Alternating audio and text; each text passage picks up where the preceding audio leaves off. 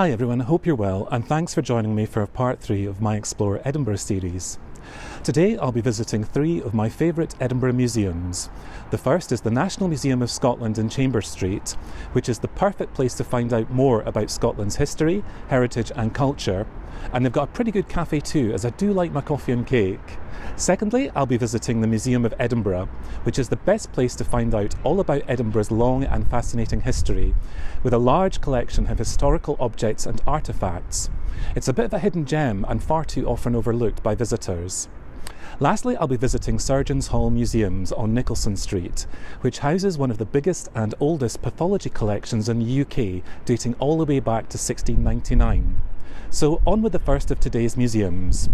The National Museum of Scotland is located centrally in Chambers Street and is free to visit.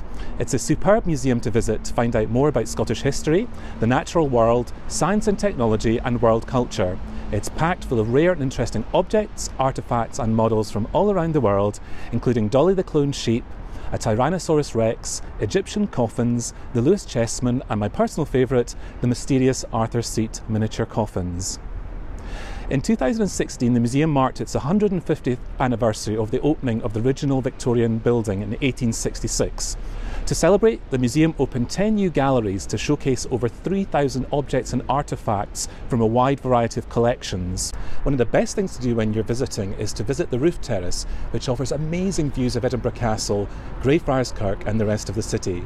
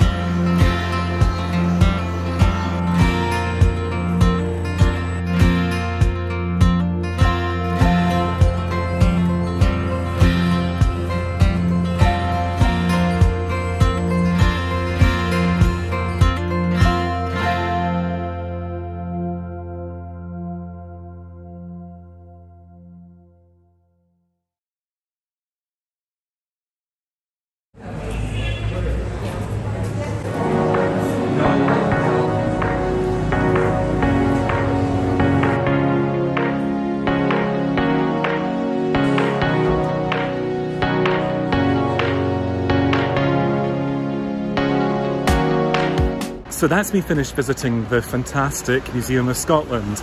And I'm now on my way to another amazing museum, which is the Museum of Edinburgh, which specialises on everything Edinburgh. So I hope you'll enjoy that too. It only takes about 10 to 15 minutes to walk from the National Museum of Scotland to the Edinburgh Museum, so it's not far. So here we are at an absolute gem, the Museum of Edinburgh in Huntly House. Visitors often pass by this wonderful museum without realising, which is such a shame. Please don't be one of them. If you really want to learn about Edinburgh, it's an absolute must.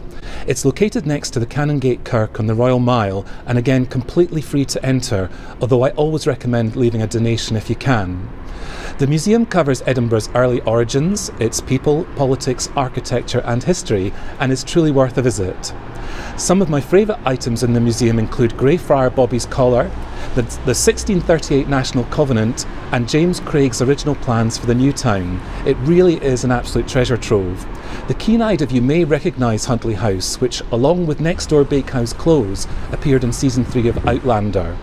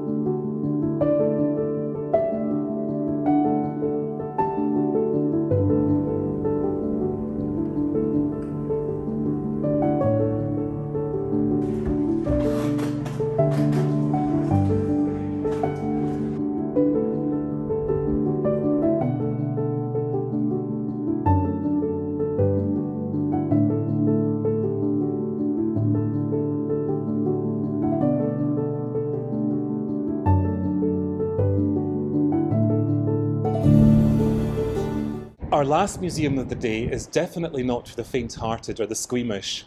Surgeons' Hall Museums are owned by the Royal College of Surgeons of Edinburgh, which was founded in 1505. They contain one of the largest collections of surgical pathology in the world and comprise the Wall Pathology Museum, the History of Surgery Museum and the Dental Collection. Unlike the previous two museums, there is a small charge to enter, but I think it's really worth it. The museum started life as a teaching museum for medical students, but has been open to the public since 1832. During the Edinburgh Enlightenment, Edinburgh was leading the way in medical education and research, and at one point nearly half of Edinburgh University students were medical students. The university encouraged medical dissection, which improved students' anatomy knowledge and made Scottish doctors and surgeons in great demand across the world. The museum itself contains literally hundreds of years' worth of natural and artificial curiosities, many of which may seem a little gruesome. If you're interested in medicine and biology, which is very much part of Edinburgh's history, you'll really find this place utterly fascinating.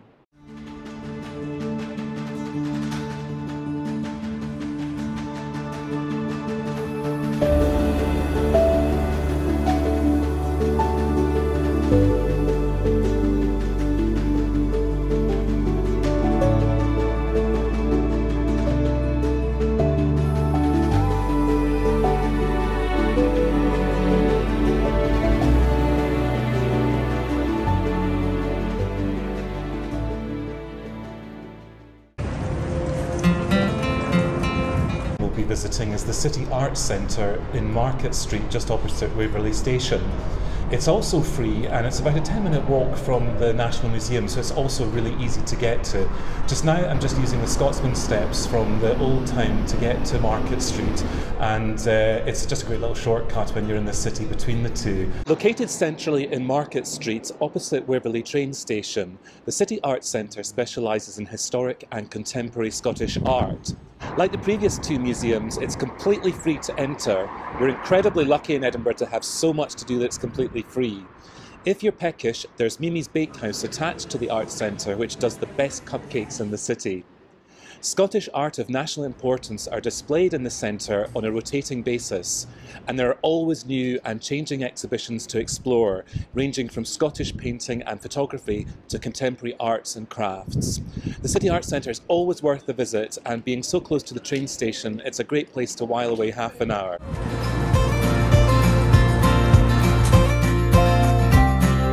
So those of you who know me well know that I really love my coffee and cake, and one of the best things about the City Arts Centre is it has a Mimi's Bakehouse, which does fantastic coffees and cakes and also lunch.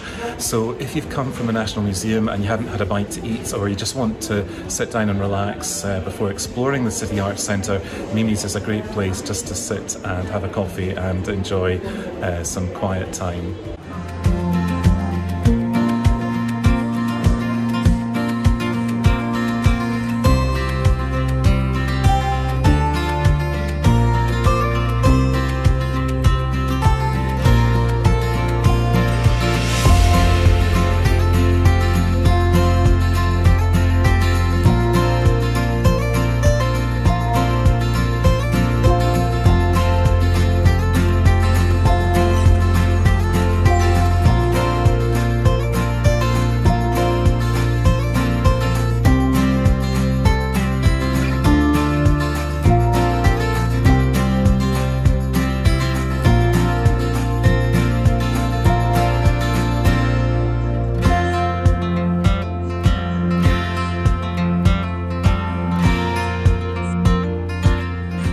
Some of the artwork here is really just absolutely beautiful, with gorgeous tones and colours, and the way the masters have used light to represent highlights and shadows is just incredible.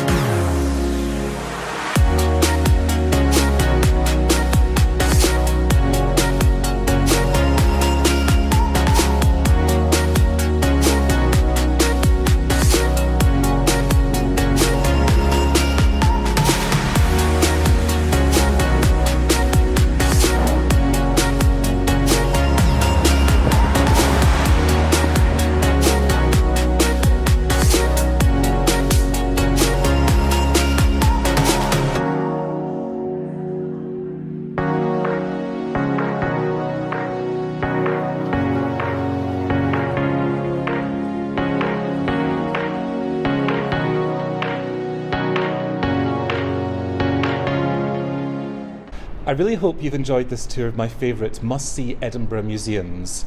I produce all these videos by myself and they're completely free to watch, so please give it a thumbs up and subscribe, which helps me to keep the channel going. Thanks so much everybody for watching.